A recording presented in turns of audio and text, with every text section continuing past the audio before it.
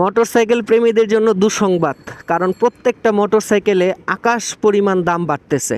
এতদিন মোটরসাইকেলের উপর 10% একটা আয়কর ছিল, মানে এটা কোম্পানির উপরে ছিল আর কি। এখন ওই 10%টাকে বাড়ায়ে 20% করার প্রস্তাব দিয়ে দিছে এবং এটা ফাইনাল বলা যায় আর কি। এখন এটা কার্যকর হয়ে যাবে খুব শীঘ্রই। আর তখন কিন্তু 2 লাখ টাকার মোটরসাইকেল 2.5 লাখ টাকা হয়ে যাবে। অনেক বাড়বে, অনেক বাড়বে। মানে এমন যদি হয়তো 5-10 হাজার বাড়তেছে তাহলেও হয়তো এটা মানায় নেওয়া যাইতো, কিন্তু এমন বাড়াটা বাড়বে যেটা কিনা আপনার মোটরসাইকেল কেনার যে বাজেট আছে বাজেটটার উপরে অনেক বেশি প্রভাব ফেলবে।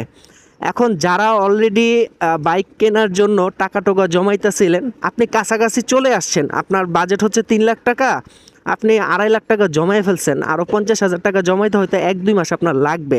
আপনি দয়া করে 1-2 মাস ওয়েট করেন না, আশেপাশে ম্যানেজ করে কোনোভাবে বাইকটা এখনই কিনে ফেলেন। কিনতেই যেহেতু হবে আর কি, সেই হিসাবে বলতেছি। এবং আপনি জানেন যে ওই টাকাটা আপনি ওই আগামী 2-3 মাসের মধ্যে আবার ফিল আপ করে ফেলতে পারবেন। তখন যাদের কাছ থেকে ম্যানেজ করলেন, ফিল আপ করে ফেললেন, এটা একটা ভালো উপায় হইতে পারে। আর যদি মনে হয় যে না আমার ওই 2-3 মাস অপেক্ষাই করা লাগবে, তাহলে কিছুই করার নাই। আপনার 2 লাখ টাকার মোটরসাইকেল 2.5 লাখ টাকা অথবা 3 লাখ টাকার মোটরসাইকেল 3.5 লাখ বা 3,75,000 টাকা এইরকম প্রাইস রেঞ্জে কিনতে হবে। এইটা মাথায় নিয়ে আপনি অপেক্ষা করতে থাকেন আর কি, টাকা জমাইতে থাকেন। আর এটা যেহেতু সরকারি নির্দেশনা বা সরকারি একটা পদক্ষেপ, এখানে আপনার আমার কিছুই করার নাই।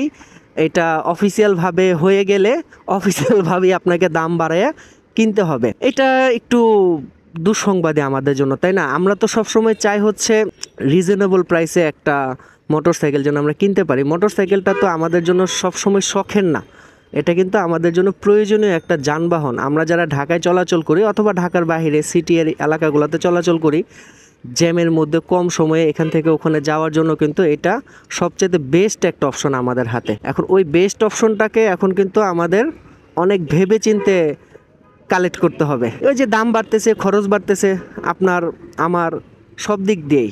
আর এই সিদ্ধান্তের উপরে আমাদের করার মতো কিছুই নাই।